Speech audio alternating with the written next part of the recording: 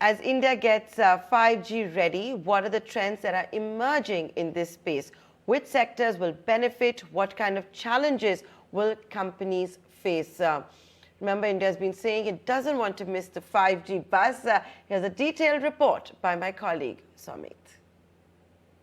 Well, it took longer time for India to adopt to 3G and 4G services, but that might not be the case when it comes to 5G. And that is because the Indian government is looking to start these services in select cities by the end of this calendar year. Now, if you see, the next generation high-speed mobile data is currently provided by nearly 140 operators in as many as 59 countries, and most probably by the end of this calendar year, that is 2022, even India might see these services.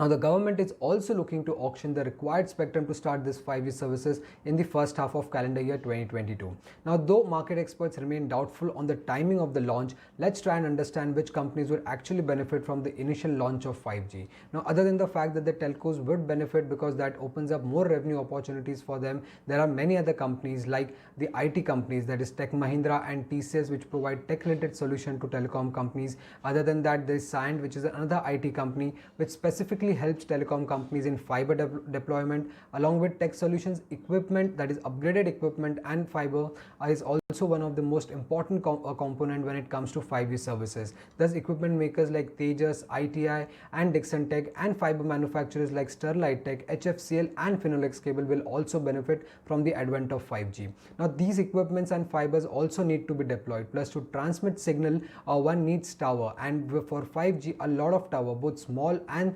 large ones, are required, and thus RailTel and Indus will also benefit from the launch of 5G.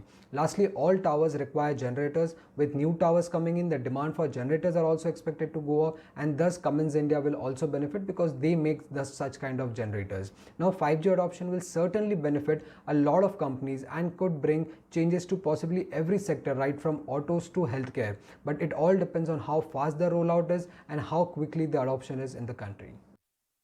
Let's take this conversation forward. Thank you, Sumit, for outlining the big picture for us. Mahesh Viswanathan, Deputy Managing Director with Finolex Cables, and Anand Agarwal, former Group CEO with SterliteTechnologies. They both join us. Mahesh, let me start the discussion with you. Can you outline for our viewers that whenever 5G rollout happens, what kind of cable or what kind of fiber optic CAPEX do you think that will entail? Well, the opportunity size is going to be substantial. I cannot readily put a number on that, but the opportunity size is going to be substantial if you consider the entire rollout across the country. But how would the telecom or the network operators go about the rollouts? That, and as well as the financing that they have or they keep ready, will also determine what kind of volume will be required per year or per season. Having said that, the requirement for 5G is that you need uninterrupted connectivity. And currently, the towers that we have, maybe not more than 35% of the towers are fiberized. So one is that that needs to scale up to much higher numbers, closer to 80-85%. And secondly, like you already said in your report, the number of towers also will increase. The cell sites have to be closer, and that again provides additional opportunities.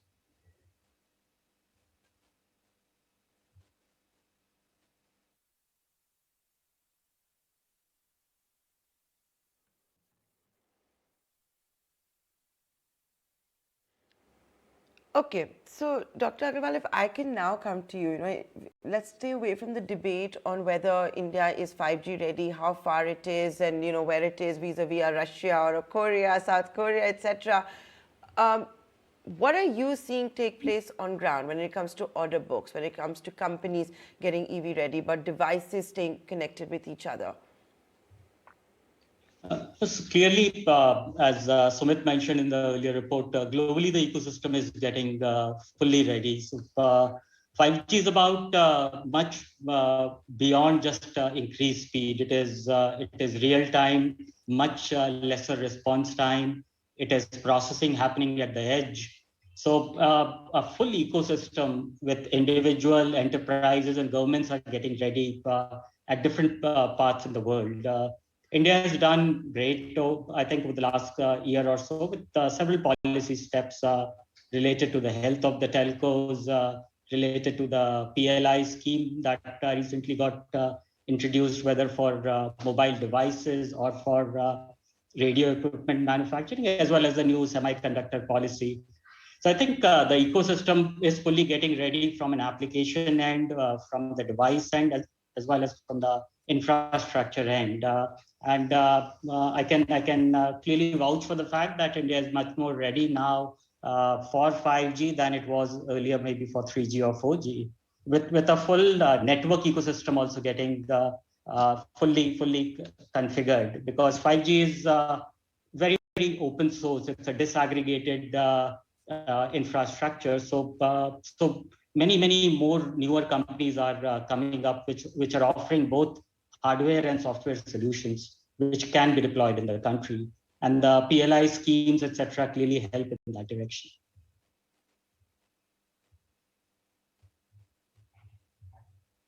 Mr. Agarwal, what was that huge business opportunity which got created when India migrated from 3G to 4G, and how will the migration from 4G to 5G be different? I mean, it's a much more superior technology, but even though it's a much more superior technology, I'm sure at the optical fiber and also the technology must have improved in terms of transmission and carriage of data. So do you think, while the technology is superior, the CAPEX requirement between 4G and 5G is not going to be very large? So Nikunj, what's happening between 4G and 5G? 5G is becoming at the application end. There are multiple applications which are coming in, which is about whether you talk about the metaverse applications, whether you talk about the Web 3.0 or Industry 4.0. All these applications become alive with 5G. In terms of CAPEX, it is going to be significant at the infrastructure end, because the cell sites become at least 10 times more than the 4G. These will be small cells coexisting with street furniture, and the optical fiber and the associated deployments will go much closer to the consumers. But it's not only about communication, it's also about processing and storage, which will move. So you'll have micro and edge data centers move closer to the subscribers as well. In terms of CAPEX, there is at one end, it's going to be slightly lower than 4G because of the fact that it is all non-proprietary, it is all disaggregated, and a lot of it is based on open radio movement. Plus, what we are finding is it's not only the telcos who are spending the CAPEX, there are multiple sources of CAPEX now coming in, with the cloud companies putting in a lot of CAPEX at the data center end, with a lot of private equity coming in and spending on the basic infrastructure. So your infrastructure and service offering has also started getting disaggregated. What Geo did between the platform piece as well as the infrastructure piece, you're getting much newer capital on the infrastructure end, which will require more CAPEX, as well as what we are seeing is governments around the world spending much more in terms of owning the infrastructure. So 5G actually does a transition from telecom to digital. Telecom, which was a revenue earning model for the government, essentially by the license fee. With digital, there will be infrastructure spending much on the lines of spending that you see on any core infrastructure, which is roads, railways, ports, highways, or anything of that order.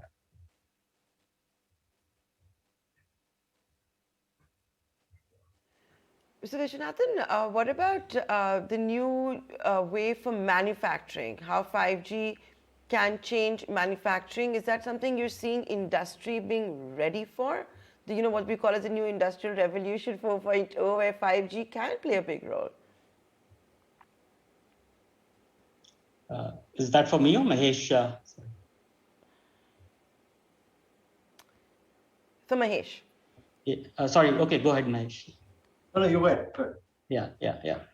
So at a industry end, clearly the applications at Industry 4.0 have already gotten developed, whether it is the sensors, whether it is robotics, whether it is IoT devices. Now, what's also now starting to happen is about part of the 5G spectrum will start becoming private spectrum as well. So you would start seeing large campuses, large manufacturing sites having their own bit of spectrum, which would be owned by them, and the devices would be between 5 to 10 times the number of people that are within the sites, and you would start seeing that proliferation of that at a large end, and a lot of that manufacturing, whether it is sensors, whether it is radio hardware, whether it is small cells, is starting to get manufactured in India. So by the time the spectrum auction happens, by the time the rollout starts towards the later part of 22 or early 23, I think a lot of the hardware will, along with the software, will come from the country itself. I also think that the rollout will take the automation that's happening around the country to the next level.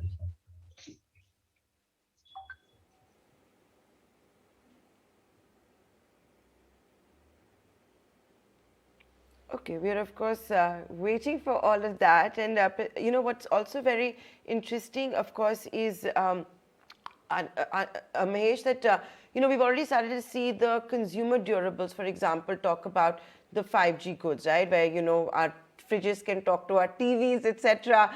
And from a consumer perspective, that's what a lot of the excitement seems to be about, and not so much about, like you were telling Nikunj, about having necessarily only faster speeds on our phone.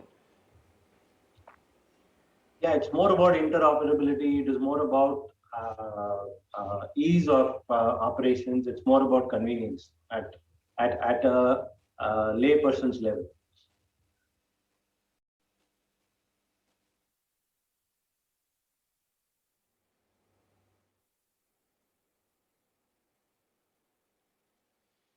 Okay. So with that, I'd like to thank both of you for joining us on this very special segment on 5G. Is India going to miss the 5G bus? Let's certainly hope not. A lot of it is going to come down to pricing. We do understand the government is figuring out its game plan when it comes to pricing in the upcoming auctions. Until then, you've heard from two leading experts on how ready India Inc. also is.